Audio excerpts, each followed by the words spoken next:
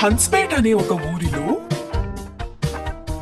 ఆ ఊరి జమీందారుకి కొన్ని ఎకరాల తోట ఉండేది. ఆ తోట చుట్టూ ఫెన్సింగ్ తో ఏర్పరిచి ఉన్నప్పటికీ ప్రత్యేకంగా ఆ తోటకి కాపలా ఎవరిని నిర్మించలేదు. కేవలం ఒక్క తోటమాలిని మాత్రమే పనిలో పెట్టుకున్నాడు. అతనే రంగయ్య. తన కుటుంబంతో సహా ఆ తోటలోనే ఒక చిన్న ఇంట్లో నివసించేవాడు. ఒకరోజు ఆ జమీందారు తోటకు వస్తాడు. అక్కడ పనులన్నీ ఎలా సాగుతున్నాయి అని చెప్పి రంగయ్యని ప్రశ్నించారు. మన ఈ తోటలో ఒక పెద్ద మహల్ లాంటి ఇల్లుని కట్టించబోతున్నాంరా. అన్ని పనులు ఇక నువ్వే చూసుకోవాలి. నిజమా అయ్యగారు? చాలా సంతోషం అయ్యా.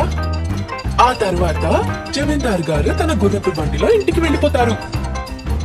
ఈ శుభవార్తని తన భార్యతో పంచుకోవాలని ఇంటికి వెళ్లి తనకి చెప్తాడు. మీరు ఇన్నేళ్లుగా జమీందార్ గారి దగ్గర ఎంతో పని చేశారండి, కానీ ఇప్పటి వరకు ఆయన మనకి ఎలాంటి సహాయం చేయలేదు, కనీసం డబ్బులు కూడా ఇవ్వలేదు. భార్య చెప్పిన మాటలు విని రంగయ్య కూడా ఆలోచనలో పడ్డాడు. మన మనసులో ఎలాంటి కల్మషం లేకుండా పనిచేస్తే అంతా మంచి జరుగుతుంది సుగుణ, నువ్వేం బాధపడుకో. కొద్ది రోజులు అలా గడుస్తూ ఉంటాయి. మహల్ కట్టుడిక కూడా మొదలవుతుంది. అలా రోజు రోజుకి పనులన్నీ త్వరగా సాగిపోవడంతో మహల్ కొద్ది రోజుల్లోనే పూర్తవుతుంది. అలాంటి సమయంలో ఒక రోజు రాత్రి ఒక ముగ్గురు దొంగలు సంచి నిండా డబ్బులతో పరిగెత్తుకుంటూ జమీందార్ మహల్ లోపలికి చొరబడతారు. అక్కడ రంగయ్య ఉండడం ఆ దొంగలు గమనించారు. మెల్లగా ఎవ్వరికి తెలియకుండా కట్టబడుతున్న మహల్ లోపలికి వెళ్తారు. ఒరే, ఇంత డబ్బు ఉన్న మూటని ఎంత దూరం అని పట్టుకెళ్తాం రా. ఇక్కడే ఎక్కడో దాచిపెట్టి ఆ దాచిపెట్టిన చోట ఒక గుర్తుని పెట్టుకుందాం, ఏమంటారు? ఆ పని చేద్దాం. ఇక్కడ దాచుంచితే ఎవ్వరికి ఏ అనుమానం రాదు.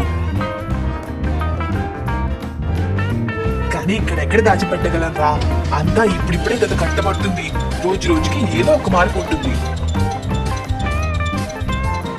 అందుకే కదరా ఈ మహల్ లోపల మనం దాచిపెట్టట్లేదు, బయట భూమిలో పాతి పెడతాం. దాని మీద గుర్తుగా ఒక చెట్టుని పెట్టుకుందాం.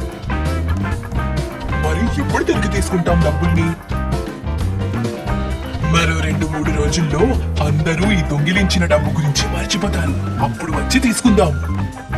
అలా అనుకున్నట్లే ఇంటి బయట మెల్లగా ఒక చోట ఒక దొంగ తవ్వడం మొదలు పెడితే మిగతా ఇద్దరు దొంగలు కాపలాగా ఎవ్వరూ రాకుండా చూసుకుంటారు. రంగయ్య అప్పుడే భోజనం చేసి ఇంటి బయటికి వస్తాడు. అప్పుడు ఈ ముగ్గురు దొంగలు చెట్టు వెనకాల ఉండడం రంగయ్య గమనిస్తాడు. రంగయ్య చాటుగా వాళ్ళు ఏం చేస్తున్నారో గమనిస్తాడు. నేనందరి పని వాళ్ళని ఇంటికి పంపించేశానే, వీళ్ళెవరు? అయినా ఇప్పుడు ఏం చేస్తున్నారు? కొయ్యని తవ్వి డబ్బుల సంచుల్ని అందులో దాచిపెట్టి గుర్తుగా ఒక రోజా పువ్వు మొక్కని నాటుతారు. ఈ చెట్టు పాతిన స్థలమే మన డబ్బుని దాచిపెట్టుకున్న రహస్య స్థలం. ఆహా, ఆ మూటలో ఉన్నది డబ్బన్నమాట. డబ్బుని దాచి దొంగలు అక్కడి నుంచి పారిపోతారు. వాళ్ళు పారిపోయాక రంగయ్య ఆ స్థలానికి వచ్చి చెట్టుని తీసి గొయ్యని తవ్వి డబ్బుల సంచులను బయటికి తీస్తాడు. మూట నిండా డబ్బులుండడం చూసి రంగయ్య ఎంతో సంతోషపడ్డాడు. ఆ మూటలని తన ఇంటికి తీసుకుని వెళ్లి భార్యకి చూపించాలనుకుంటాడు. కానీ అప్పటికే అతని భార్య నిద్రపోతుంది. పొద్దున్న లేవగానే చూపించాలి అని రంగయ్య అనుకుంటాడు. ఆ మూటలను కింద వేసి వాటి మీద ఒక పరుపు వేసి దాని మీద రంగయ్య పడుకుంటాడు.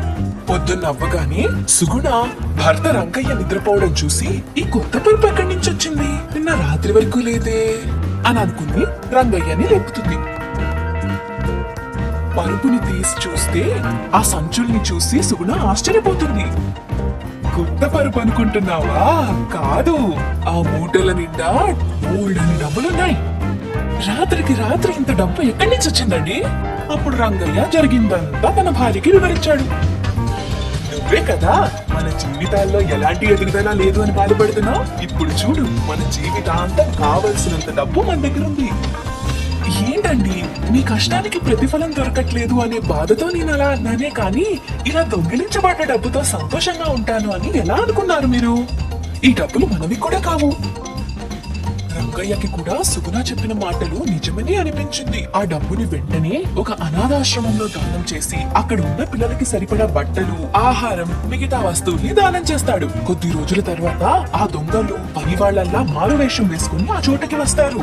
వాళ్ళు గుర్తుగా ఉంచిన ఆ చెట్టును చూసి గొయ్య తవ్వడం ప్రారంభించాడు.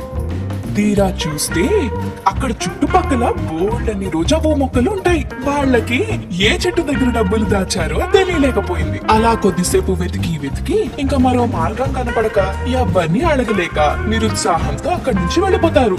మరోవైపు రంగయ్య తన భార్యతో డబ్బంతా దానం చేసేశాడని చెప్తాడు. దొంగలు దాచిపెట్టిన డబ్బుని వాళ్ళు గుర్తుగా ఉంచుకున్న చోట వాళ్ళకి డబ్బులు దొరకకపోతే అప్పుడు మొదటగా మన మీదే కదా అనుమానం వచ్చేది. అప్పుడు అలాంటి సమయంలో ఏం చేస్తారు? సుగుణ, మన మీద అనుమానం వస్తేనే కదా అలాంటి సమస్యని మనం ఎదుర్కొంటామని నాకు ముందుగానే తెలుసు. అందుకని వాళ్ళు నాటిన చెట్టు పక్కనే అలాంటి చెట్టుని బోల్డని నాటించాను. మనకి ఎలాంటి సమస్య రాదు. నువ్వేమీ దిగులు పడకు సుగుణ. పిల్లలు, మనది కాని దొంగ డబ్బుని దొంగల పాలు కానివ్వకుండా మంచి మార్గానికి ఉపయోగించాలి అనే ఆలోచన చాలా గొప్పది.